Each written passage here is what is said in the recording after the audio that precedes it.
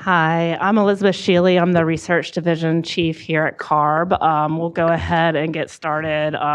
Some people may be trickling in. I'm trying to set this in a place where I can have at my height here. First, I just wanted to thank everybody for coming. And I do have to run through a few logistical things. There's a cafeteria downstairs if you want anything to eat or drink. The bathrooms, if you go straight out this door and then to your left, and sort of around the corner, there's bathrooms and a water fountain over there as well.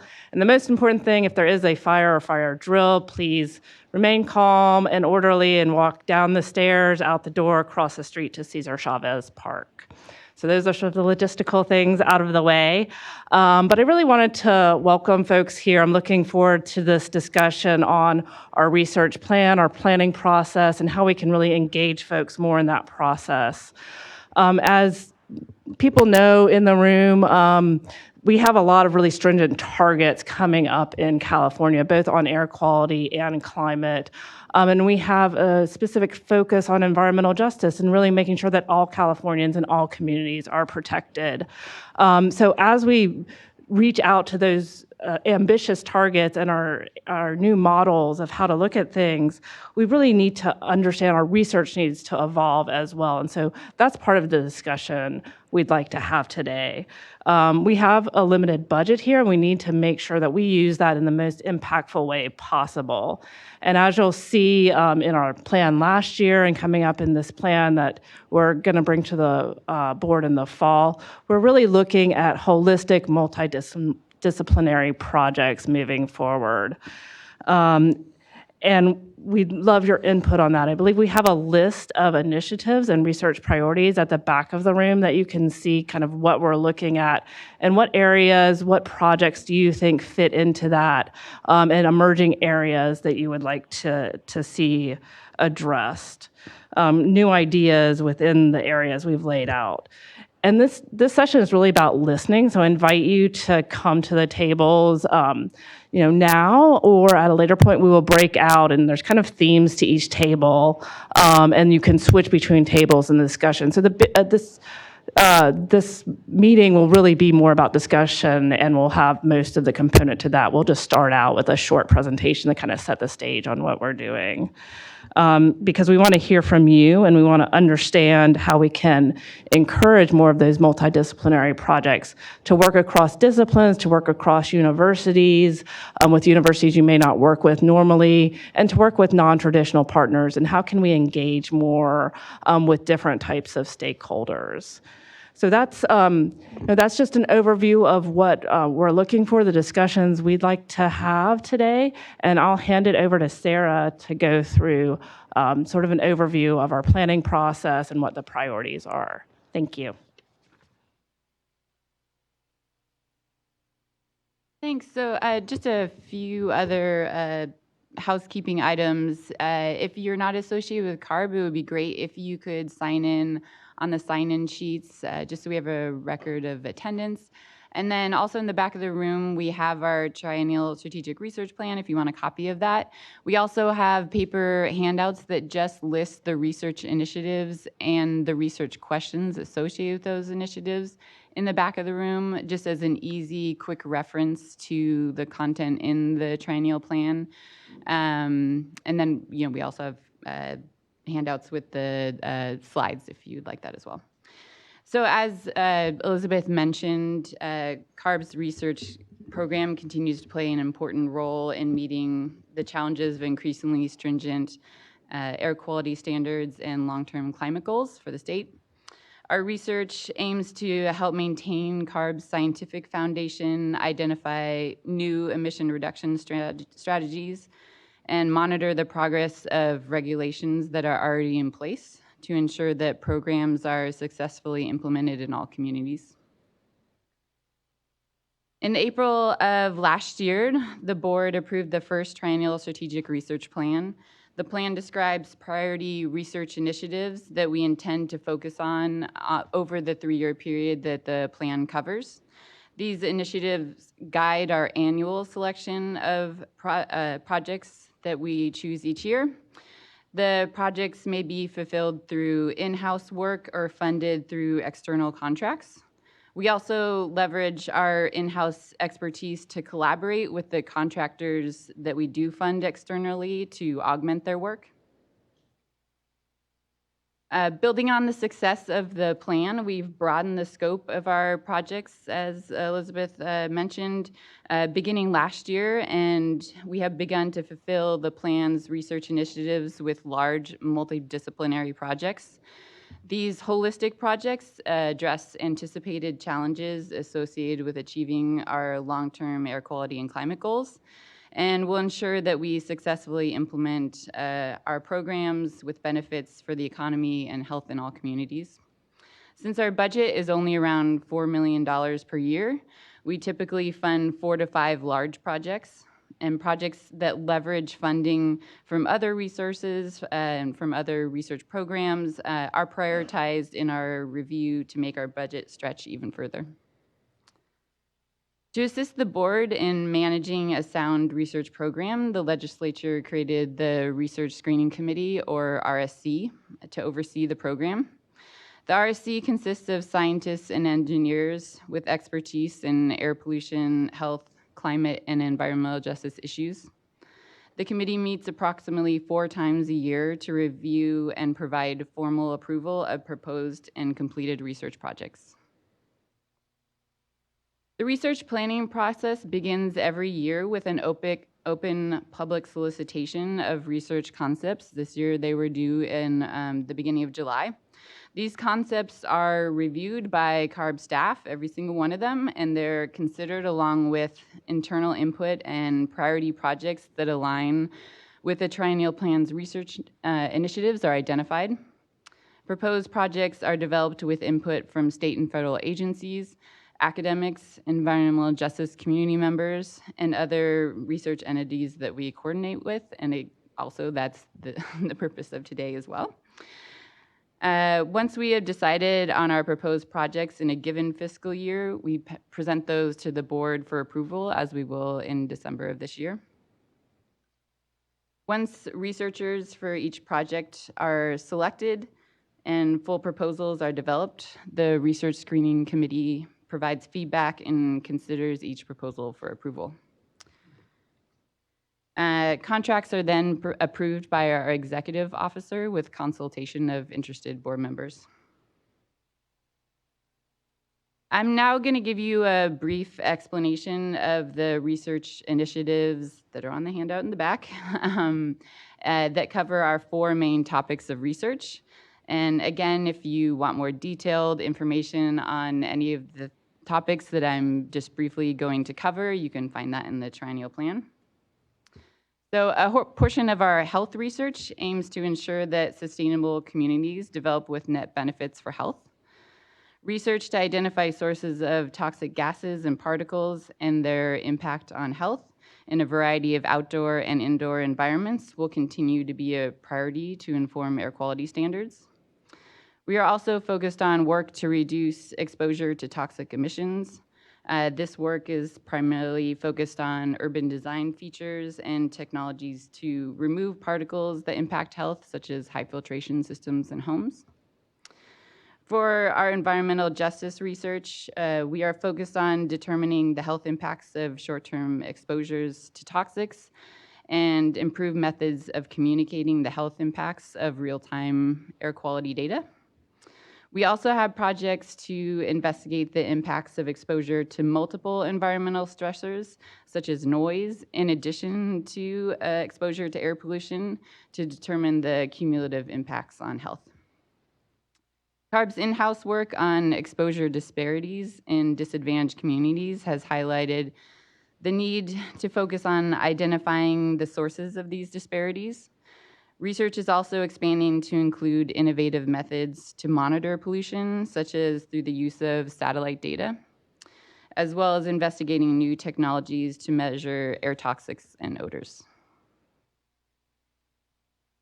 CARB's light-duty research employs a variety of methods, including remote sensing and on-road portable emission measurement systems, to support enforcement efforts, inform inventory estimates, and guide future regulatory development.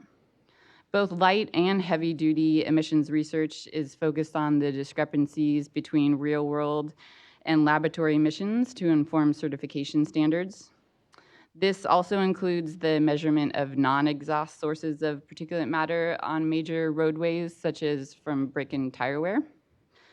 Heavy-duty research is also focused on providing information on the optimal design of a heavy-duty inspection and maintenance program. Another priority is to reduce emissions from off-road equipment and identify strategies to improve efficiencies in the freight system. Our climate research has been responsive to key legislation that has set greenhouse gas mitigation targets. CARB continues to measure ambient levels of greenhouse gases and collecting activity data to refine emission estimates. Research is also focused on developing strategies to mitigate the emission of greenhouse gases in all sectors of the economy. The Sustainable Communities and Climate Protection Act of 2008, also known as SB 375, is a law targeting greenhouse gas emissions from passenger vehicles. Our sustainable community research will continue to track the progress towards meeting the goals of SB 375, which also includes evaluating greenhouse gas reductions that result from declining vehicle miles traveled, as well as from more sustainable land use patterns and from buildings themselves. So cross-cutting topics are topics that include work that prioritizes the development of strategies that reduce greenhouse gases, air toxics, and criteria pollutants simultaneously. So natural and working lands research is focused on strategies to ensure that the use of organic waste in urban and rural environments helps California achieve its air quality and climate goals. Transportation research investigates the use of advanced technologies such as electrification, automation, and shared vehicle use to reduce emissions. Economic research aims to evaluate and minimize the economic impacts of CARB's programs and optimize the use of incentive funds. CARB's research division staff manage external contracts, but they are also experts in their field and often conduct in-house research for a variety of reasons. First, some examples of our in-house research work includes the collection and analysis of data that is provided directly to program staff within CARB. But research staff also perform work in collaboration with external research contractors. I've included some pictures of our research division staff doing exciting work. I'd like to add that these are the exciting pictures, and our staff also do a lot of modeling and data analysis, but those pictures aren't as cool. But you can see that we have a mobile monitoring platform and then also monitoring in the field. And these on-the-ground monitoring methods complement the external contractors that we hire, often to do aerial measurements in planes that are instrumented with the same monitoring equipment. Other in-house research investigates new research methods and technologies to determine their viability for the intended purpose before we spend our limited research funds on external contracts for those topics.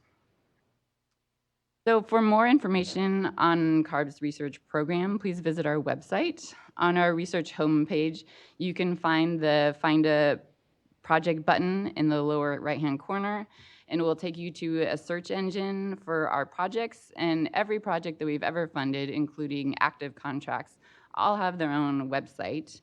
And if you go to the site for a specific project, you'll find any webinar that was hosted is archived on that page. The final report is on that page. Any publications that were published in the peer-reviewed literature will be linked to that page. And this search engine, you can just put in any keyword, and any research project with that keyword will come up, and the search engine works very well. CARB staff disseminate research results from all of our projects through multiple mechanisms, including the public seminars, but we also create research syntheses that summarize the results of multiple projects on one topic, and we also have newsletters. And I highly encourage you to join our listserv so you can receive notifications about upcoming webinars, newly released final reports, and when we have calls for public research concepts and project proposals, you'll get those announcements. And here's the address for our research program's website. If you have any questions about the research program or anything that comes up today, please email me directly. And thank you for your attention, and we really look forward to your input. Thank you all for coming. So now we'll just briefly have open discussion if there are any questions about the presentation or the purpose of today's roundtable.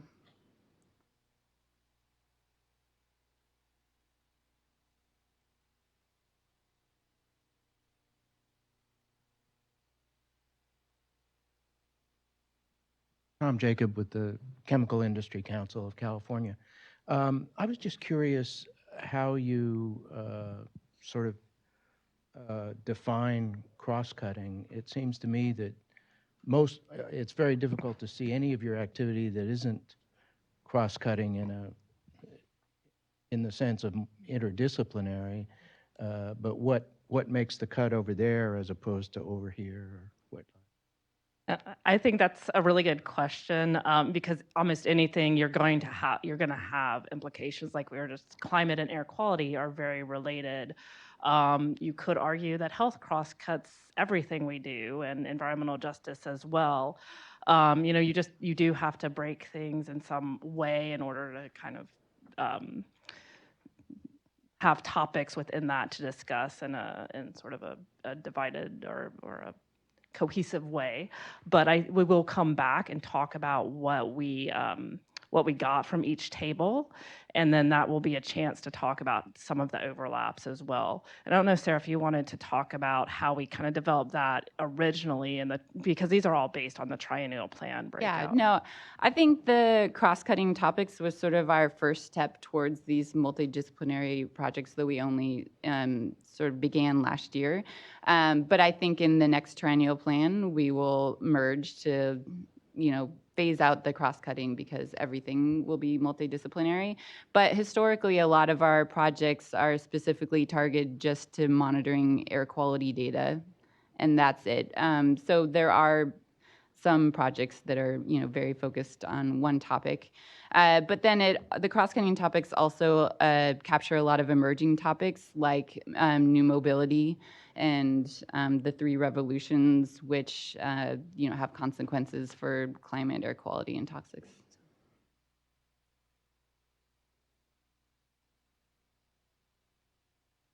Try again. Just one other question. You have a market transformation category. Is that focused narrowly on integration of more efficient vehicles and so forth, or how does that, I'm curious how that relates to the land use implications in particular of tackling issues around vulnerable communities or high-intensity traffic and freight zones and so forth? Well, the economics research is really targeted towards the best use of our incentive fund programs, which cover topics in all sectors. But, we've done research to look at the best use of our CVRP funds, et cetera. So it's not limited to one sector or topic.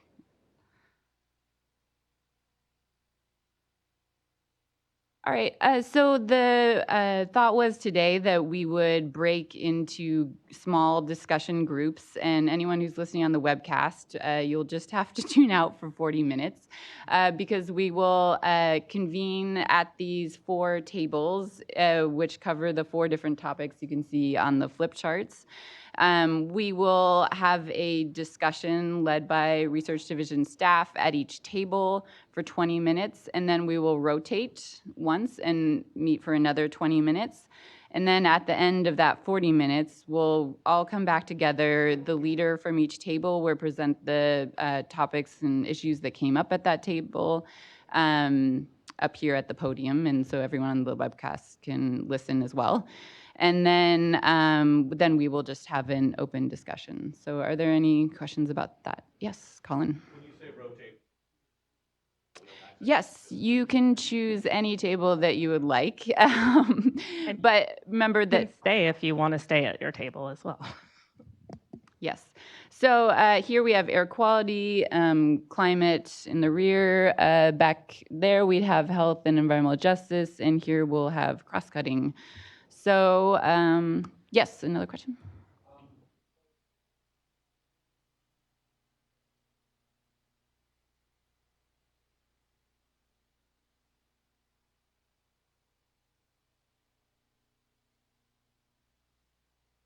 Yes, so the feedback that we're looking for is, we have listed our research initiatives and research questions.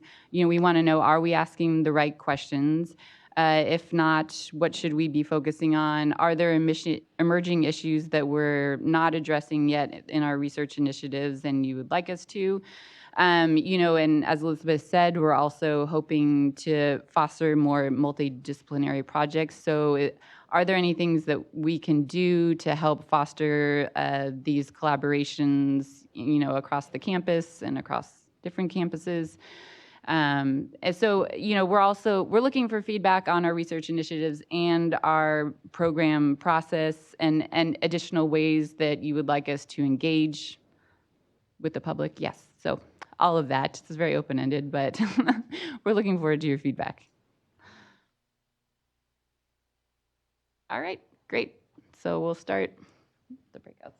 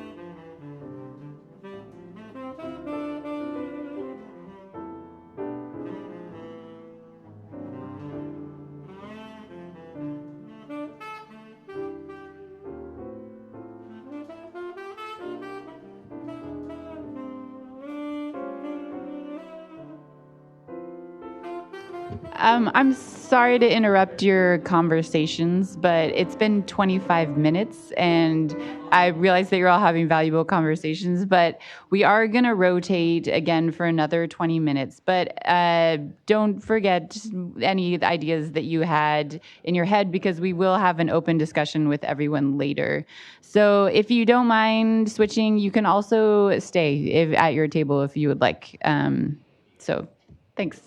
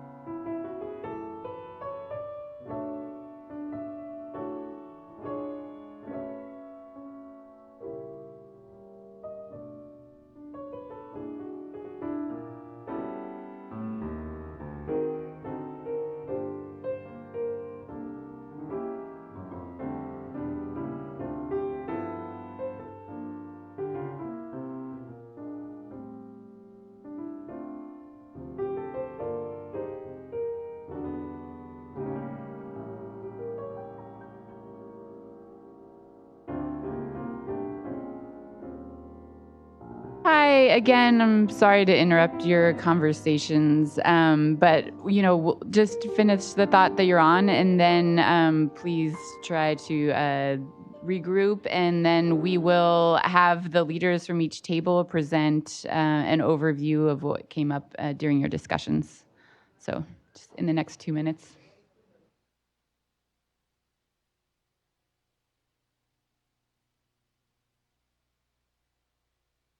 Yeah, I think at the end. I think it's mostly just input.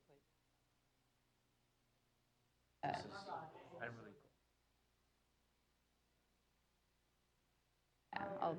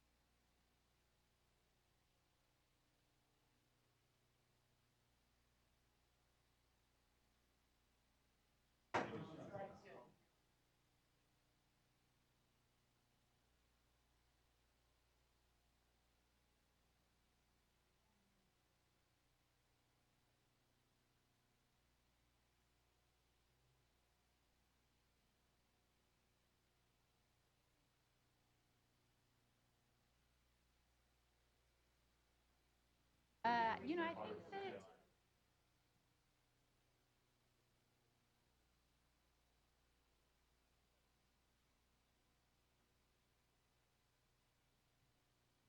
All right.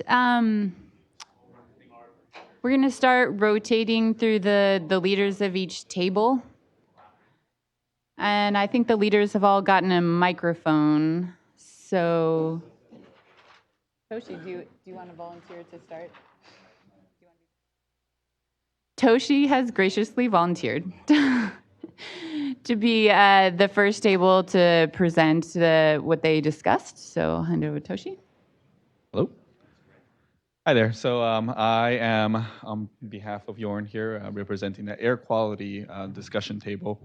And here we had a relatively diverse group of people from the industry to people from research groups and just community representatives.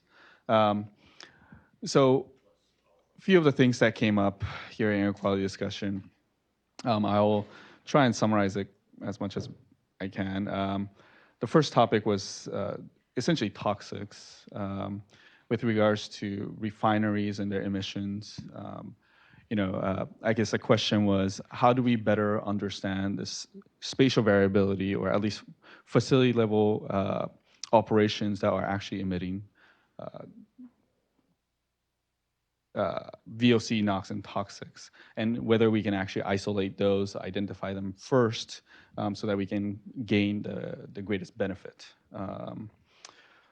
We also had a brief discussion on the best use of LCFS funds to make sure that climate-oriented or air quality-oriented funds are being used so that they're simultaneously addressing both these questions.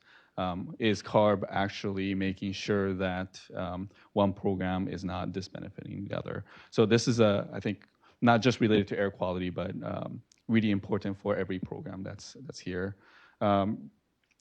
Related to the first thing I mentioned, it's the neighborhood monitoring, improving sources, understanding of sources, and whether we actually have a good understanding of its emissions. And this is something that CARB is currently working on, AQPSD specifically, in trying to develop a community-level inventory. So this is being looked at, but this is certainly an area where we need to continue to expand because of the complexity as we get from large spatial area to something that's very small and variable. So we crossed over a session. No one actually moved from the table, so it continued that similar type of discussion over. And what came out of it was a transferability of research findings to action. So we do have a lot of research funds that are going into air quality research, but is that making a direct impact on actions, whether that's regulatory or policy oriented? So this is a good feedback for us. Expansion of emission inventory, I think this is a reoccurring theme, even as we move down, to make sure that there's a clearer understanding of what we understand sources are emitting versus what we really see in the real world. So verification with emission inventory, refinement of, so that we can make better informed decision for air quality related decisions in the future. And this is actually pretty interesting too. How can we bring new technologies to address existing air quality and climate issues in California? We do have various technologies that are out there with regards to, say, for agricultural purposes, emission reduction for methane, but certainly they're not FDA approved, or there hasn't been a California-specific study well enough to actually understand the full impact or life cycle assessment of such use. So, what is the right strategy to actually bring in these new technologies so that we can accelerate air quality improvements? This is another general one, but I think it was important enough we note it here. Need to improve information transfer and communication to accelerate solution-oriented discussions, especially with the community. So I think Lucy here made a pretty good point that there's a lot of agencies that are looking at various sort of environmental issues, but they're relatively siloed. So, water quality stays in water quality, air quality stays in air quality. Communities do certainly play a part, and we need all of them together so that, again, we can push forward on various goals while satisfying the others. So helping everyone out together and making sure we're not, conflicting in the long run. Wildfire was mentioned here. This is a hard topic because a lot of the wildfire actually happens as a result of lightning. For instance, it's not always man-induced. So prevention, risk management or assessment, and health. I think the health folks will talk about this more. But what is the difference between acute and chronic exposure? And when it comes to air quality, can we actually use the information that we get from monitoring, for instance, to inform that quickly, not just through an app or website, but what's the best strategy to disseminate some information like that? Okay. And then we continue to talk about a little bit more about the inventory for under-characterized sources. So we know transportation is a major source. We know other industrial emissions are important, but what are the impact of sources like soils, or do we fully understand the implication of actually having an optimized fertilizer application, and what are the emissions from silos? So it's not just necessarily improving inventory of under-characterized sources, but also understanding the spatial discrepancy of the benefit and disbenefit that we're getting from different air quality policies. And then lastly, air quality influences as a result of cross-state or U.S.-Mexico activities. So border crossing in South certainly has quite a bit of transportation back and forth, but the regulations in different areas are certainly different. And we need to be cognizant of it, and we need to fully understand some of these cross-border activities so that we can actually start to, I guess, better understand what is our limitation, how best can we prevent some of these uncharacterized or heavy activities of uncharacterized sources. So again, transportation in and out of California is one big thing that was mentioned, and then air pollution transport, what is the influences of air pollutant as it's already emitted and being transported over the border. So that generally summarizes the type of discussion we had. So I'll pass on the mic to someone else. Great. Elizabeth in the back. We also had quite a wide-ranging discussion. I'll try and summarize it down, and if I do miss anything, I encourage folks to jump in and express that as well. We started out talking about the need for urgent action on climate change and research that would really address where can we get the most bang for our buck, where can we get reductions quickly, and focusing research in that area while thinking about the technical feasibility and cost effectiveness as well. A theme that you'll see kind of throughout our discussion was looking at things holistically, looking at costs, disadvantaged community, sociology, monetizing externalities came up, things that aren't just your direct health impacts, but maybe expanding those health impacts and also going into more of the indirect impacts as well. And then the interaction between EJ, housing, the built environment, transportation, health, as an area that was also of interest to have additional research in.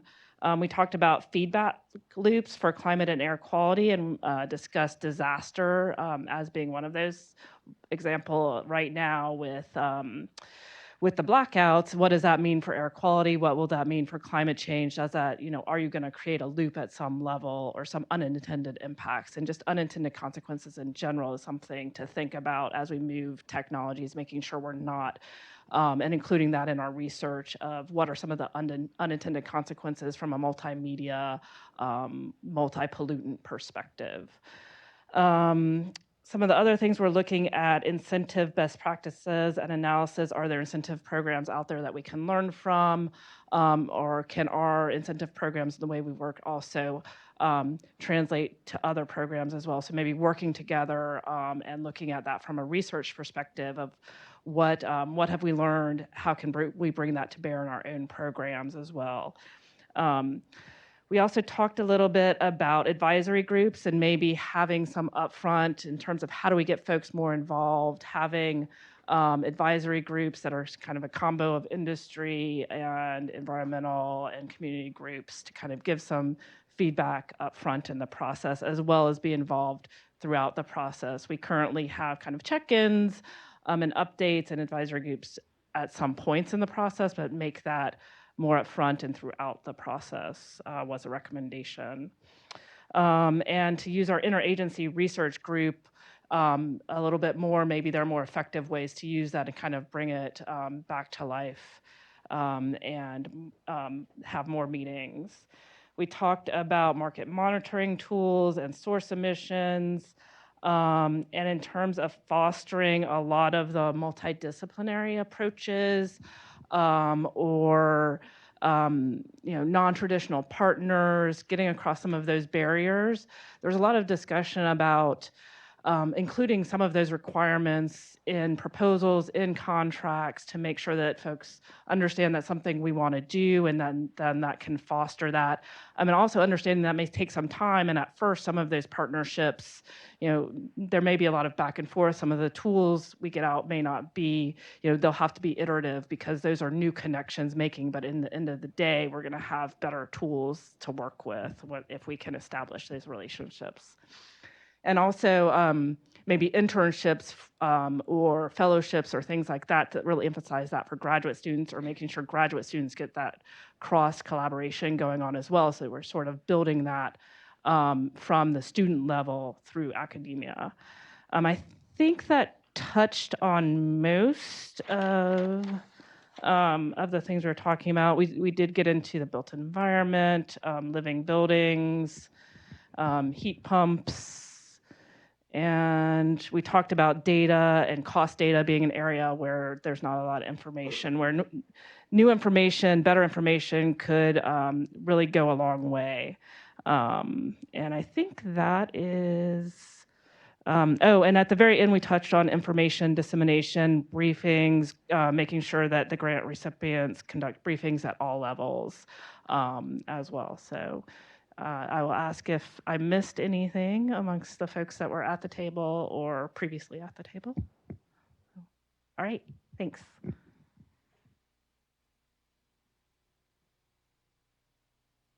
Hi, I'm Alvaro. I was at the health and EJ table, and we had folks from industry, from universities, from other state and public health agencies, and thank you all for contributing to the conversation. Really appreciate it. I thought it was great. We talked about quite a number of topics, and so I'll try to run through some of them. Some of them had to do with farm equipment and kind of electrifying some of that equipment to reduce exposures to farm workers as they're exposed not only to the pesticides and of course the heat and the work, but also diesel emissions. We talked about also talked about the kind of the power shutdowns and those unintended consequences, and also the how we might research alternatives to diesel generators, so that the diesel generators themselves are going to contribute to poor air quality, and then perhaps fuel cells or other alternatives could help.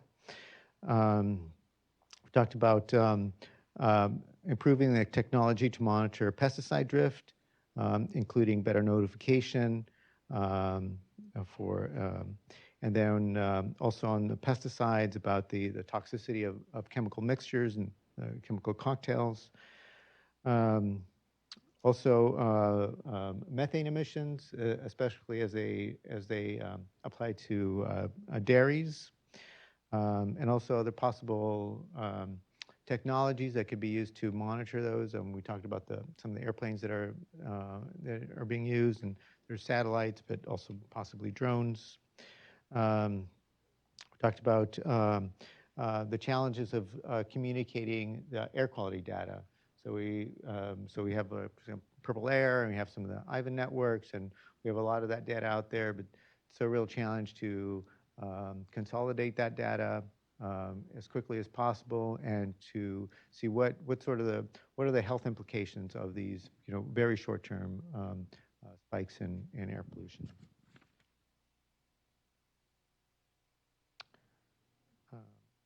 Talked about having a greater emphasis on looking at not just improvements in emissions, but how do those changes in emissions translate to health outcomes? So that's really the kind of ultimate outcome that we're looking for. Do we see improvements in health? The other, we talked about land use. We had a great discussion on land use, and especially the urban-rural divide, and that the challenges in urban communities are much different than they are in rural communities. In urban communities, you have legacy land use decisions and how we deal with them, those going forward. And in rural communities, you have a brand new development, both housing and industrial sources. And how do we make sure that the SB 375 goals take root as we look at those different challenges? We talked about using more some of the screening tools like Healthy Places in our research. And then finally, kind of ensuring that we do more collaborative research with some of the other BDOs that we find in this building and other state agencies, so that we might be able to tackle the kind of cumulative impacts that we see from air, water, and soil, and so that we have a better impact on health and social and economic well-being. That's it for our group. Great. I'll close it out for us. Floyd Vergara from Research Division. We also had a lively set of discussions, very broad in scope. I'm gonna attempt to read my own handwriting here, so don't even try from more than 5 feet away. This is the cross-cutting table. We covered market transformations, advanced transportation technologies, and natural working lands, ag and dairy. So as you can see, there were very broad topics, but my attendees were so smart they were able to find the connections between those in a number of different ways. So we got a number of comments and questions. We started off the first session talking about behavioral science and how that can inform more optimized mix of policies and incentives and regulations and other policy mechanisms. There were some challenges that were raised with respect to how do we do that. Very difficult to do with respect to working with actual humans. You may require IRB approval. Difficult in establishing the counterfactuals, what would have happened had you not done this. So yeah, so there's definitely some challenges there. We talked about the target being how do we get a better understanding of our target audience, the consumers, the end users, to get more environmentally sustainable outcomes than what we're getting right now with our current mix of incentives and regulations. It was brought up that multiple disciplines, which we recognize beyond behavioral science, is needed to bring to bear, sociology, other things, other sciences, other areas that we need to tap into in order to get a fuller understanding there. Addressing the realities. So this was a topic where we talked about the perception that there's an over-reliance on an all-electric world. The reality is that consumers are buying bigger SUVs and pickup trucks, and those are not necessarily electric. And then there's a clear absence of research with respect to these other pathways and fuels. So there was a definite need that was raised for continuing research into other pathways, concern about putting all the eggs in one basket. That leads to a conversation about metrics where we talked about, how do we encapsulate and capture the multiple benefits beyond simply cost effectiveness, the amount of pollution reduced, with the programs that we have in the multiple pathways. And when I'm talking about benefits, we were talking about use of woody biomass to convert to electricity or fuel, but of course there are benefits that go beyond that with respect to reduction of catastrophic fires, healthy forests, that sort of thing. So I think the point that was raised was it's important to make sure you fully capture all of the benefits beyond the traditional metrics, and that is something we're very interested in at the board, is how do we do that? What are those metrics? And what is the research that's needed to capture those? Talked a little bit about the Bioeconomy Summit that we convened in January of this year in Berkeley. So this was a convening of experts to talk about, how do we take the organic waste, multiple streams of organic waste in California, landfill, wastewater treatment, woody biomass, that sort of thing. And right now the trend is to convert those to transportation fuels to take advantage of the low carbon fuel standard, market signal, or energy for biomat type fees. But the Bioeconomy Summit looked beyond that and said, well, what else can we do with these organic streams? What are economically valuable things that we can do with that? We talked about how you can convert woody biomass into bioplastics, renewable pharmaceuticals, renewable chemical intermediates that are very valuable in the marketplace. So that was an interesting conversation. Those of you who are interested in the Bioeconomy Summit, I encourage you. We have information on our website. You can come see me, and I can point you to the right place. In the second session, we talked a bit more about market transformations. So Southern California Gas talked about their research into market transformations and some of the key findings that they had, among which was the need to engage fully players beyond just traditional regulated entities, but looking at the folks who are downstream in the distribution channels. So that involves the dealers for, conversion of water heaters to electric. You need to talk to the plumbers and other folks that are involved, because they bring in insights that you need to consider as you're developing these programs. So a coordination with all the different players, and that sort of engagement changes with the different sectors. Engaging with the bus sector, for example, is different from engaging with the light-duty vehicle sector, for another example. There was also a suggestion that we look into coordinating or collaborating with the International Living Future Institute and some of the research they're doing on living future buildings as part of our building decarbonization effort.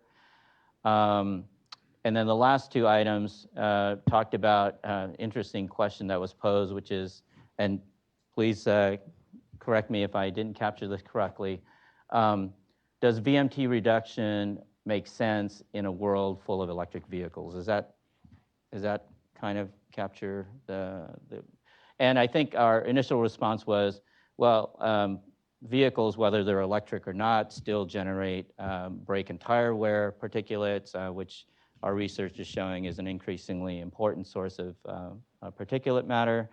Reducing VMT, whether it's electric or not, also has benefits with respect to reducing congestion and things like that. So again, that goes back to the theme of capturing multiple benefits beyond the traditional air pollution reduction. And then the last item we talked about was the need for comprehensive quantification of the carbon fluxes that are associated with natural and working lands, improving the inventory based on that, and then looking at the intersection between natural working lands and other sectors like power generation, transportation, and things like that, and the need for better coordination between the multiple agencies that are involved. And I think that's it. Did I miss anything? Okay, hearing none. Thank you very much.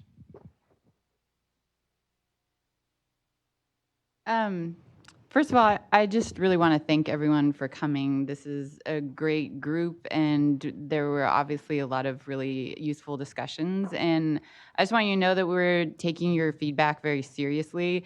You know, any feedback on process, we will think about incorporating into our next year's planning process. And new research concepts, you know, we're gearing up for our next triennial plan. So all of this, you know, will be considered. And before I open it up for discussion, and unfortunately we only have about 12 minutes left, I just want you to know that we will summarize all the feedback we got today in a public document that will be available on our website. But I know that maybe not everyone got an opportunity to talk or, you know, articulate their feedback as well as they wanted to. So please email me anything that you would like to have incorporated into this public document by October 16th, which is a week from today, next Wednesday. So also online, if you would like to have your feedback incorporated into that document, it would be great to get it soon. We will also have the recording of this webcast available on the web, on our website and archived, and we will also have the PowerPoint presentation on the website. So again, check out our website, get on our listserv, email me if you have questions or additional feedback. But yeah, now I'll just open it up for any open discussion, additional comments that you'd like to address to the whole group.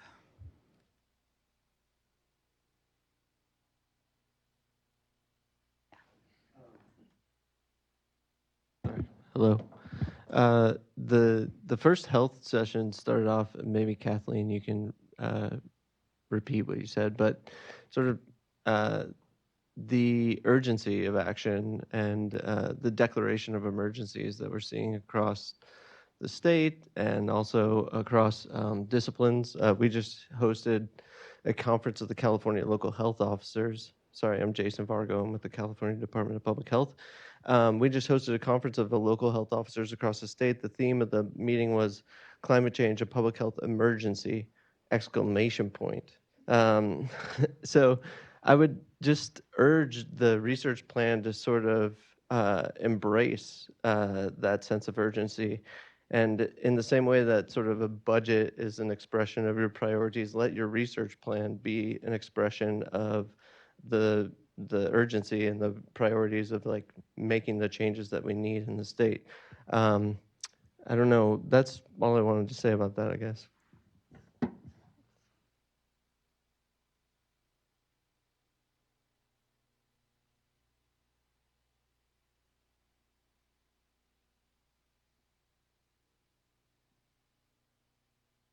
Thank you. Kathleen Ave from SMUD. I thought it was interesting that every table, every report out addressed the need for collaboration across sectors, getting out of our silos. And I think it really deserves some attention and focus because that ability to collaborate outside of a silo is not a particularly well-developed skill in our daily lives, and most performance management, systems within organizations are devoted to individual accomplishment, not collaborative accomplishment. And I mean, the examples of how this proliferates throughout our economy are really deep, and overcoming that is not superficial. And I don't have the answers, but I do know that it is something that I think does need real focus. What are the skill sets and how do we develop them in order to accomplish this? And what kinds of management changes and expectations need to be adjusted in order to enable that kind of work and the kind of time that it takes, that kind of thing. So, yeah, thanks.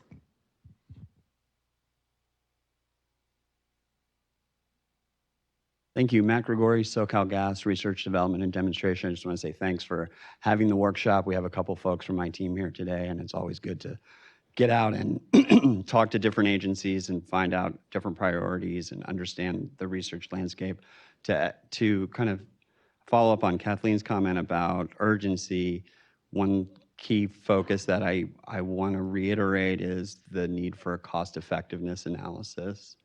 I felt like the plan is very thorough, but it may be improved by looking at different pathways. What's the most cost-effective pathway to act with urgency? We all have very limited budgets, including homeowners and car owners and fleet operators. And so optimizing strategies around those limited budgets can help us act more urgently and more quickly. So that's it. Thank you. I just wanted to touch a little on that VMT discussion for the broader group, because that there's a lot of factors, and if you aren't using fuel, you have electric vehicles, you'll still have some emissions from your tires of particulates and whatnot. But if you're stuck in a traffic jam, you won't be emitting fumes. So again, the idea of congestion with zero emission vehicles doesn't really hold up as an air quality issue. And I think that the foundation of that question is about credibility. If we keep hammering on VMTs as a measure of an air quality index and apply those numbers despite having electric transportation, it really undermines that we're actually addressing air quality, and it creeps into that behavior modification side. Without a sanctioned research project, we're saying VMTs matter for air quality even beyond where they're emitting exhaust. So if it's a basic measurement that's used for all these evaluations and the emissions per vehicle are going down eventually to zero, then there's a need for a different measurement or an explanation of why that one is still valid. It's a credibility issue.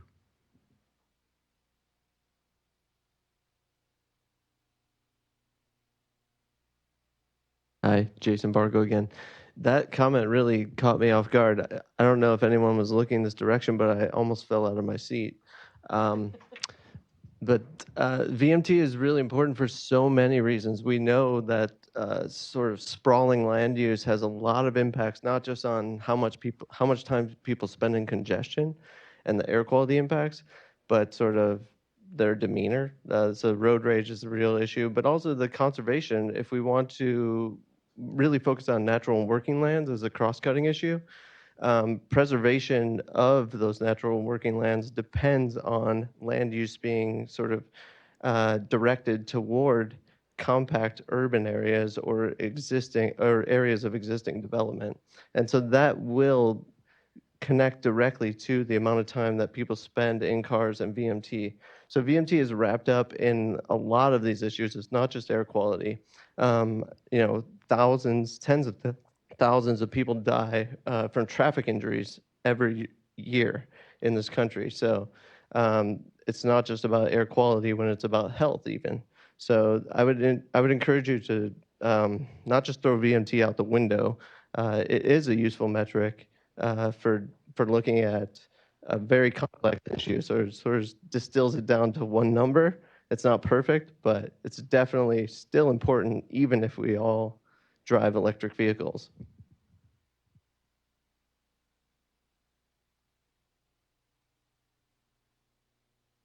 And since I have, it's reaching time when we have to close up. And I want to reiterate what Sarah said earlier. I think we've had a really good discussion here. I know my table, we had a really good conversation, and just the report outs from all the different tables sounds like it happened at all of the tables. There was really good discussion going on. This is the first time we had this sort of roundtable.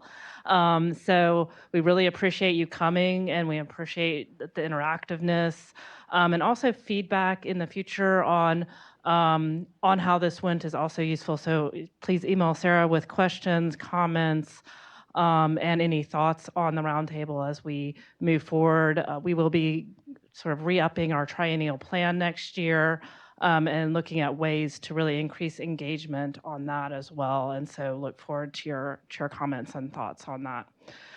So just wanted to thank you, and we have the website up there, questions. Is there anything else that I need to mention before we close out? If not, thanks again.